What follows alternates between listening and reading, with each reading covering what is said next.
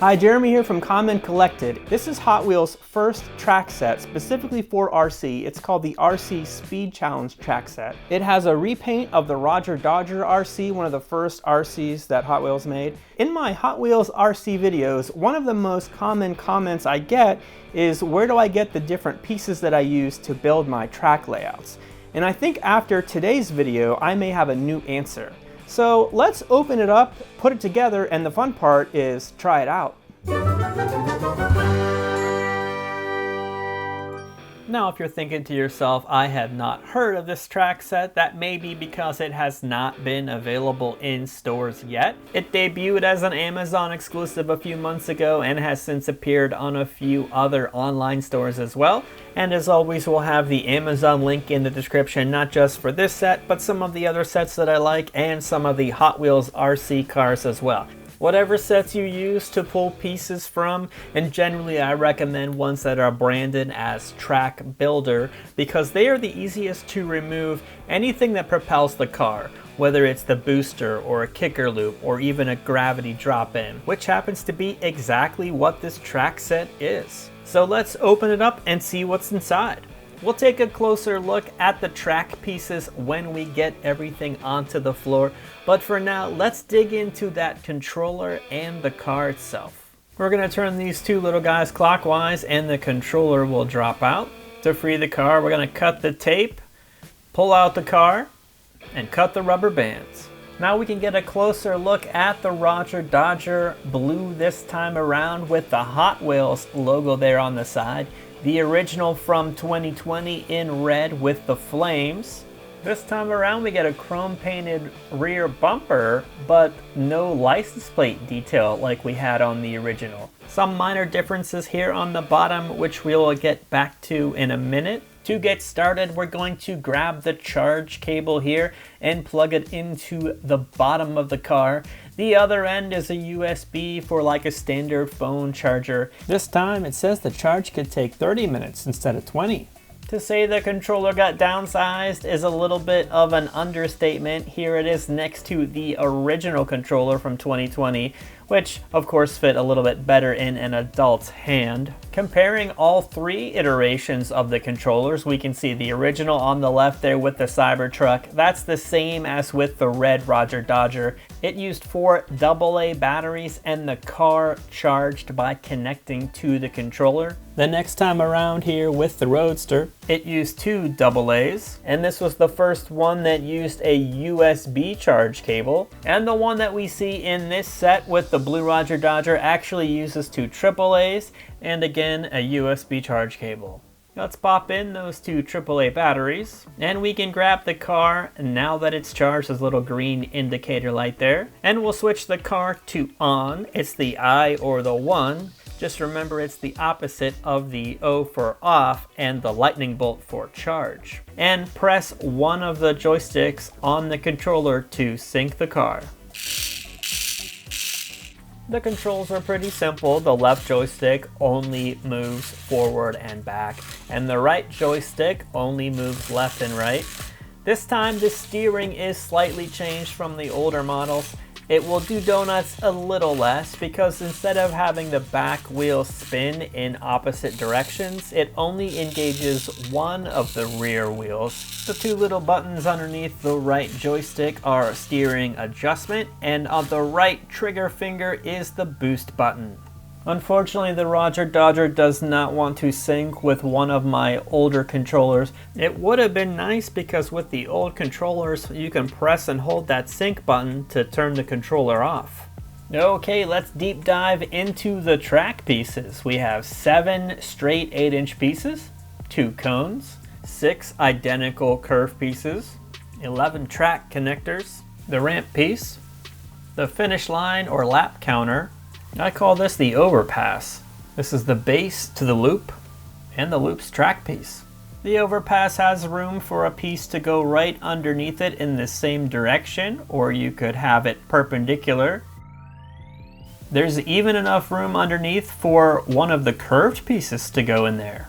The upper piece does fit pretty loose, just so you know it'll be kind of held in there by gravity. Here's an overpass piece I've had from an older set with a slightly different design. It held the pieces more tightly together with a little less room inside for like a curve piece.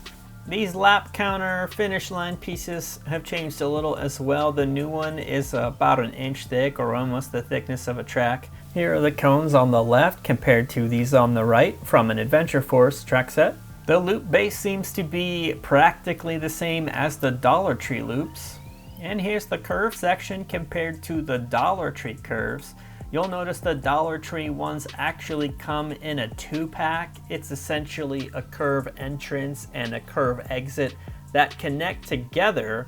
At the entrance and exit, the car is flat, but around the curve, it is at a slant, and that is help holding the car in the track. With the new curve pieces, there's a higher sidewall, but the car remains flat all the way through the curve, and that makes it easier to lay them out in different combinations. Each curve piece and the straight track sections are all about 8 inches long, and that will definitely help as you make your own custom layouts. Here's the first layout in the set instructions. Oh! And I immediately bumped the cone.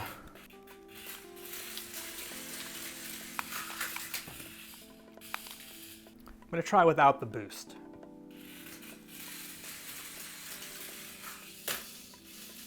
So definitely without the boost, it's not going to make that loop.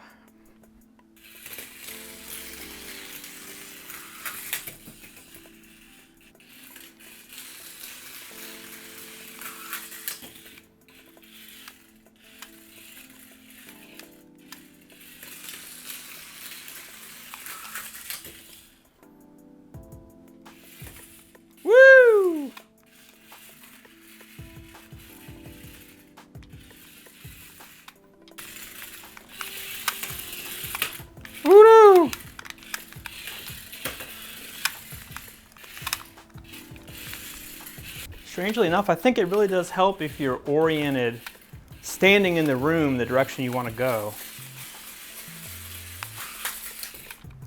There we go.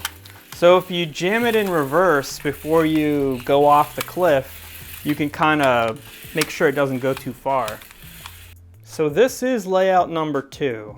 And before I try it out, I wanted to show this spot right here. The reason why these don't connect, of course you can kind of force them if you want to, is because there's a little bit of distance being added between these two track pieces, just like an inch.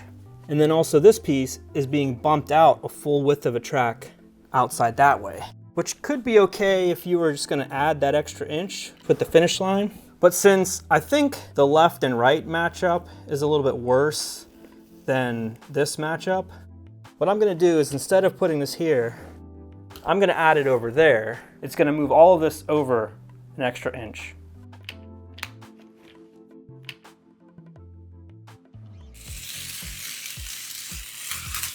Woo! We know if you need the boost to go through the loop, you are gonna wanna lay off or even hit the back button a little bit backwards in order to slow down out of the loop.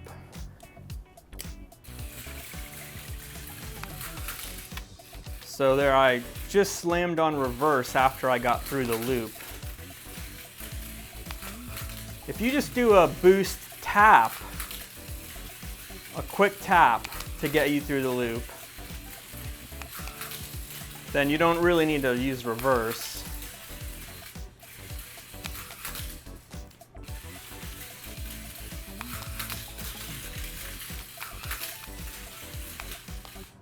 Whoa!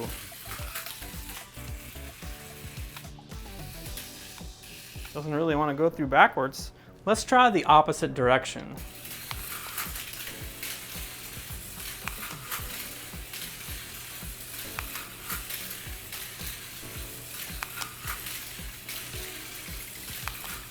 Pretty systematic.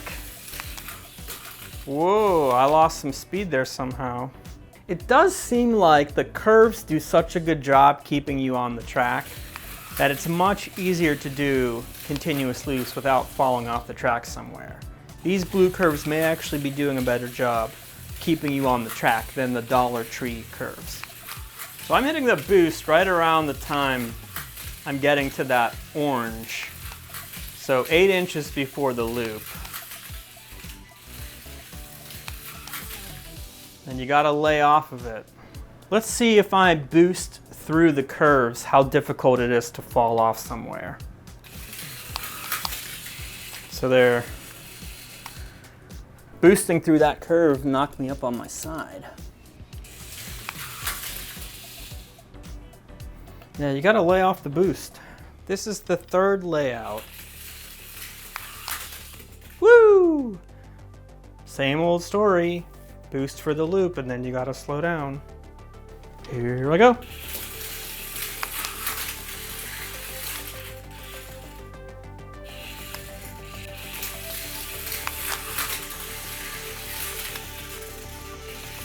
Keep going the wrong direction. If you're standing in a place where you're facing the wrong way, the car is coming at you, you do want to steer the wrong direction. This is why I like the closed circuit loops. Even though I can drive on the carpet now, which is nice, it's still too difficult to get back on the course.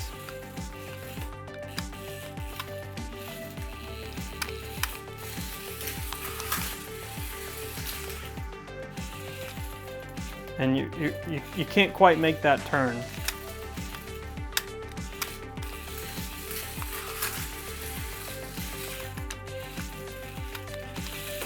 Woo! Similar to the last closed circuit course that we made, there's going to be a spot here that doesn't match up very well. So again, with the loop, we have the track offset here by a whole track width, and then also you have that inch or so in the loop. So we're misaligned this way. The finish line spinner does help make up some of that gap, but not really the other direction. Again, you could stretch it, you could flex it and make it work, but what would be a better solution would be, I'm gonna take out this 8-inch piece and put in a 6-inch piece. You can see already how much better it fits. And go.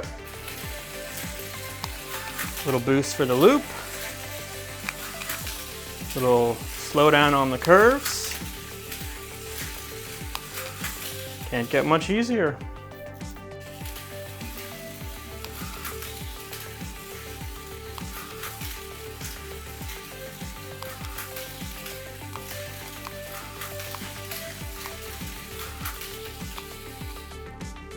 Let's try the other direction.